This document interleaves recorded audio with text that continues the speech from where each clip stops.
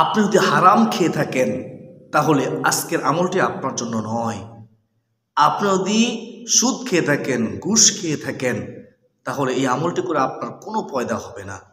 আপনাকে আগে তওবা করতে হবে, তারপরে আমলটি করলে আপনি ফলাফল পাবেন। মনে রাখবেন, সুদ খাওয়া, ঘুষ খাওয়া হারাম। হারাম বক্ষণকারী শরীর জান্নাতে যাবে না। লা তাদখুল জান্নাতা জাসাদুন গুদিয়া বিল হারাম, এমনটাই নবীজি বলেছেন হাদিসের মধ্যে। যারা পিতামাতার অবাধ্য সন্তান, তাদেরকে বলবো এই আমলটা আপনার জন্য নয়। তবে হ্যাঁ, তখন হবে আপনার জন্য যখন আপনি আপনার মা বাবার কাছ থেকে ক্ষমা চেয়ে নেবেন, তওবা করবেন, তখন আপনি আমলটি করলে ফলাফল পাবেন। অত্যন্ত দামি একটি আমল। পাহাড় সমপরিমাণ ঋণ থাকলেও ঋণ পরিশোধ হবে নিশ্চিত, কোনো সন্দেহ নেই। তিরমিজি শরীফ হাদিসে বর্ণিত 3563 নং হাদিসের মধ্যে এই দোয়াটি রয়েছে। নবীজি সাল্লাল্লাহু আলাইহি ওয়াসাল্লাম শিখানো দোয়া। আমি গুনাহগার যে নিয়ে বলবো, সে নেমে যদি ঘুমানোর পূর্বে ডান হাত ডান গাল নিচে রেখে মহব্বতের সাথে পড়তে পারেন, ইনশাআল্লাহ আজ্জাওয়াজাল্লাহ আপনি কয়েকদিন যাওয়ার পরে নিশ্চয়ই ফলাফল দেখে অবাক হয়ে যাবেন। তবে আমলটি একদিন করলে হবে না, আপনাকে প্রতিদিন আমলটি নিয়মিত করতে হবে। ঘুমানোর পূর্বে সারাদিন যদি আপনি নাও পড়তে পারেন, আপনি ঘুমানোর পূর্বে ডান হাত ডান গালে রেখে আপনি পড়বেন কমপক্ষে 10 বার এই দোয়াটি। প্রিয় মুসলমান ভাই বোনেরা, যারা আত্মীয়দের সাথে সম্পর্ক বজায় রাখেন না, আত্মীয়দের সাথে সম্পর্ক ছিন্নকারী যদি আপনি হয়ে থাকেন, তাহলে এখনই তওবা করুন। যদি আপনি তওবা না করেন, মনে রাখবেন হাদিসের মধ্যে আছে লা তাদখুল জান্নাতা কাতি, আত্মীয়র সাথে সম্পর্ক ছিন্নকারী জান্নাতে যাবে না। নাউযুবিল্লাহি মিন যালিক। অপর এক হাদিসে মুবারকের মধ্যে আছে, নবীজি সাল্লাল্লাহু আলাইহি ওয়াসাল্লাম বলেন, যদি তোমরা হায়াতে বরকত পেতে চাও, রিজিকে বরকত পেতে চাও, তাহলে আত্মীয়র সাথে সম্পর্ক বজায় রাখো, তাহলে আল্লাহ তাআলা তোমাদের হায়াতে বরকত দিবে, রিজিকে বরকত দিবে। প্রিয় মুসলমান ভাই বোনেরা, আজ থেকে আমরা আত্মীয় যারা আছে তাদের সাথে ভালো ব্যবহার করব, আত্মীয় বন্ধন আমরা দৃঢ় করব, আমরা আদৌ সম্পর্ক নষ্ট করবো না ইনশাআল্লাহ। প্রিয় মুসলমান ভাই বোনেরা, আমরা আলোচনা শেষে একজন দিনী বোনের প্রশ্ন উত্তর জানবো ইনশাআল্লাহ। একজন দিনী বোন প্রশ্ন করেছে যে অজু করার সময় যদি মাথার ওড়না পড়ে যায় তাহলে অজুর কোনো সমস্যা হবে কিনা।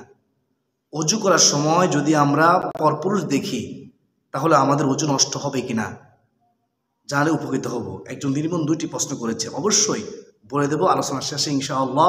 ধৈর্য সহকারে শেষ পর্যন্ত শুনতে থাকুন। তো প্রিয় মুসলমান ভাই বোনেরা, আমরা প্রথমে জেনে নেই আমরা ঘুমানোর পূর্বে কোন আমলটি করব।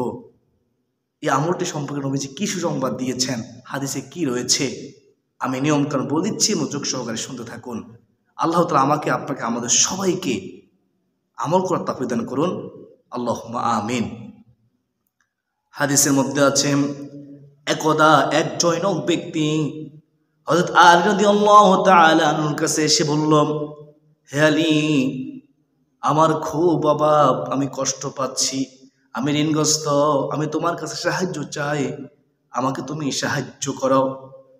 তখন হযরত আলী রাদিয়াল্লাহু তাআলা আনহু ওই জৈনক ব্যক্তিকে বলল, আমি কি তোমাকে এমন বাক্য শিখিয়ে দেব না, আমি কি তোমাকে এমন আমল শিখিয়ে দেব না যে আমলটি আমার দয়ার নবী, মায়ার নবী, রাহমাতুল লিল আলামিন নবীজি আমাদেরকে শিখিয়েছেন, যে আমলটি সম্পর্কে রাহমাতুল লিল আলামিন নবীজি বলেছেন পাহাড় সমপরিমাণ ঋণ থাকলেও মহান আল্লাহ রাব্বুল আলামিন তার ঋণ পরিশোধ করার জিম্মাদার গ্রহণ করবেন।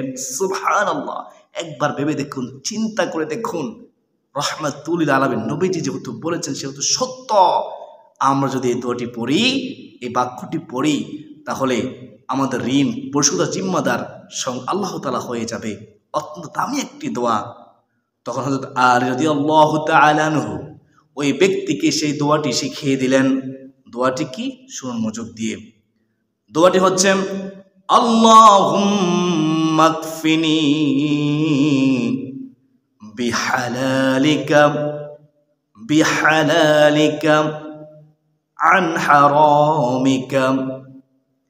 আন হারামিকা ওয়া আগনিনি বিফাদলিকা আম্মান সিওয়াক।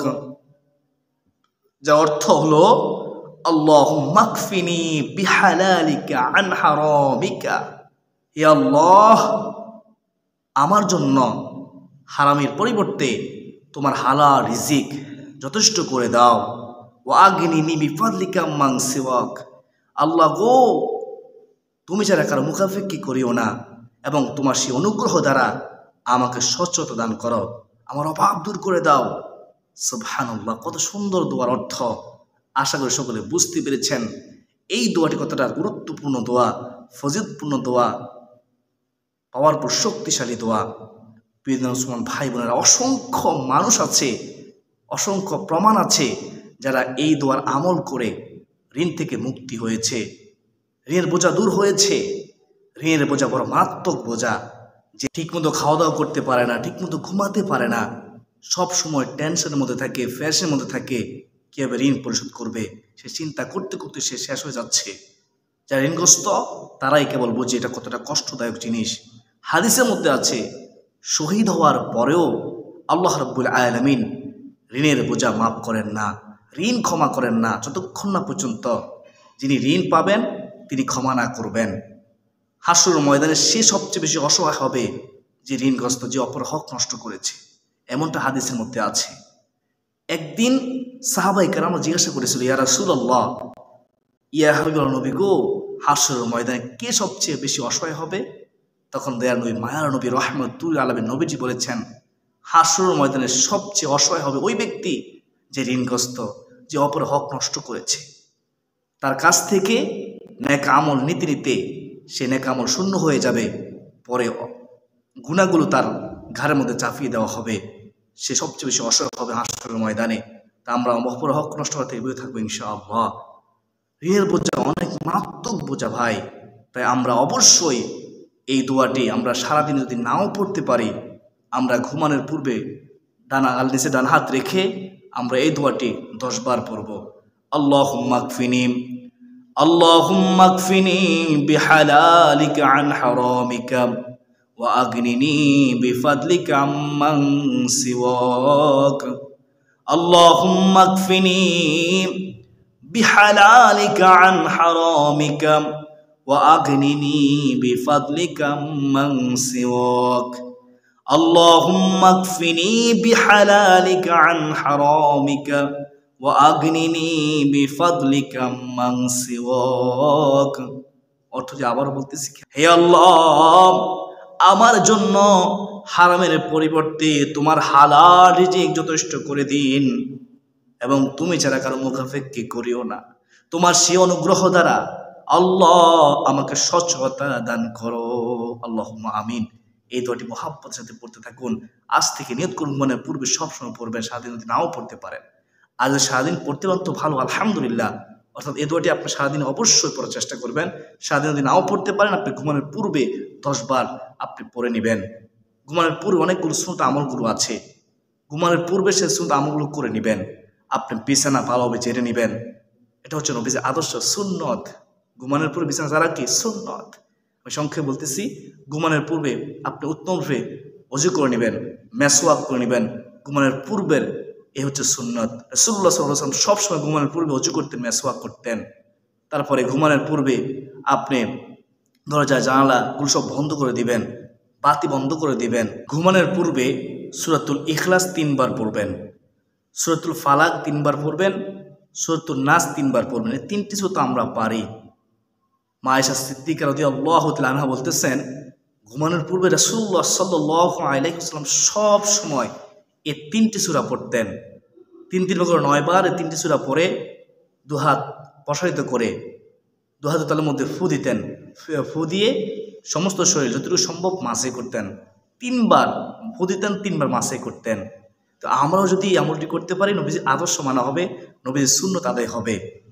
আমরা অসংখ্য বিপদ আপদ থেকে বাঁচতে পারবো, জাদু টুনা কুফরি কালাম থেকে বাঁচতে পারবো। আল্লাহ তাআলা আমাদেরকে হেফাজত করবেন। কেউ আমাদেরকে জাদু দ্বারা আক্রান্ত করতে পারবে না, আমাদের উপর কুফরি কালাম করতে পারবে না ইনশাআল্লাহ। হেফাজত করবেন কে? আল্লাহ। এই 3টি সূরা বরকতে, সূরা ইখলাস, সূরা ফালাক, সূরা নাস ঘুমানোর পূর্বে পড়বেন, বেশি কোনো সময় লাগবে না। তারপরে যারা আয়াতুল কুরসি পড়েন, আয়াতুল কুরসি পড়বেন। সারা রাত রহমতের ফেরেশতা আপনাকে পাহারা দিবে, আপনার জানমালে হেফাজত করবে। চোর ডাকাত থেকে আল্লাহ তাআলা আপনাকে হেফাজত করবে। আয়াতুল কুরসি যারা পারেন অবশ্যই পড়ে নেবেন, শয়তান যত অস্বাভাবিক আপনি অবশ্যই পড়বেন, শয়তান ধোঁকায় পড়বেন না।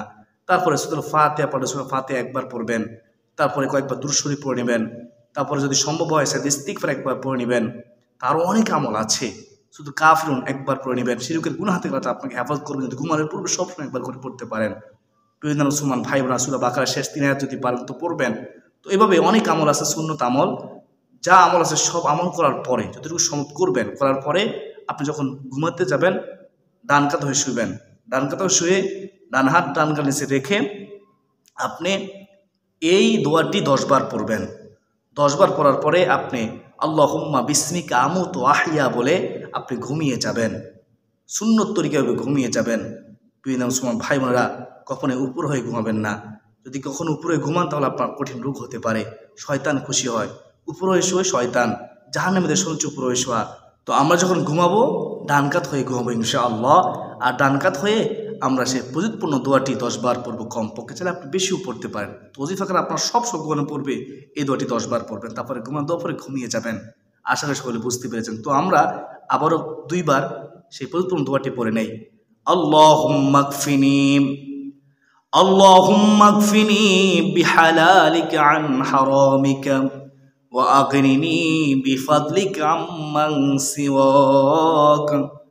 আল্লাহুম্মা কফিনি বিহালালিকা আন হারামিকা ওয়া আগনিনি বিফাদলিকা আম্মান সিওয়াক।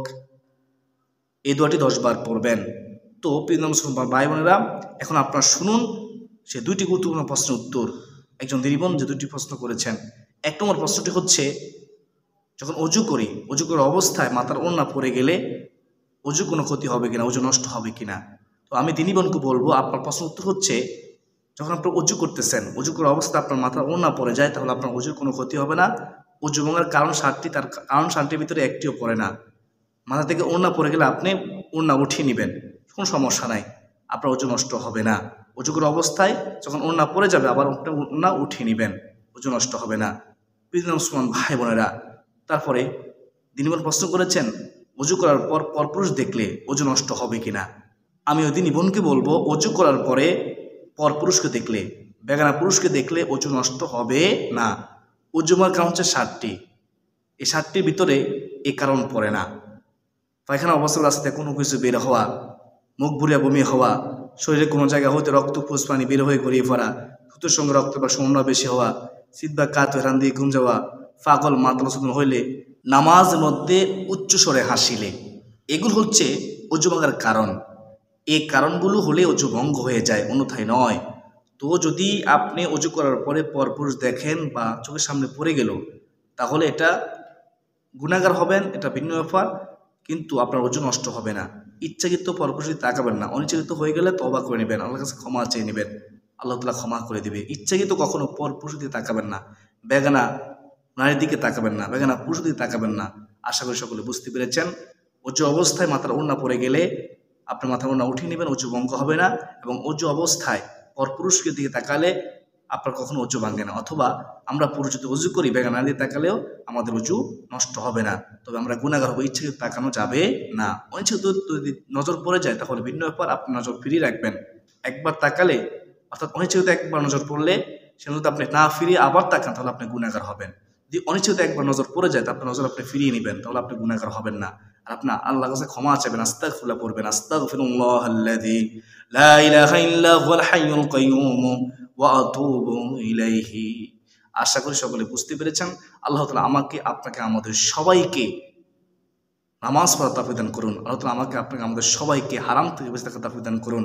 আল্লাহ তাআলা আমাকে, আপনাকে, আমাদের সবাইকে ঘুমানোর পূর্বে সুন্নাত আমল করার তৌফিক দান করুন এবং ঘুমানোর পূর্বে এই মুক্তির প্রযুৎপূর্ণ দোয়াটি, পরীক্ষিত দোয়াটি, নবীদের শিখানো দোয়াটি ডান কানে ডান হাত রেখে 10 বার পড়ার তৌফিক দান করুন। সব সময় আমরা করতে পারি, একদিন করে আমরা হতাশ হয়ে যাব না, আমরা সব সময় করার চেষ্টা করব। কোন দিন আমল কবুল পাওয়া যায় না, নিশ্চয়ই ফলাফল দেখে আমরা অবাক হয়ে যাব। তবে আমাদের যে কাজ আমরা করতেছি সেই কাজ আমরা মনোযোগ দিয়ে করবো, ছোট হোক বড় হোক, সমস্ত কাজ আমরা মনোযোগ দিয়ে করবো। ওই কাজের মাধ্যমে আল্লাহ আমাদের বরকত দিবেন ইনশাআল্লাহ। আল্লাহ তো আমাকে, আপনাকে বোঝার তৌফিক দান করুন। আল্লাহুম্মা আমিন ওয়া মা আলাইনা ইল্লাল বালাগ। আসসালামু আলাইকুম ওয়া রাহমাতুল্লাহি ওয়া বারাকাতুহু।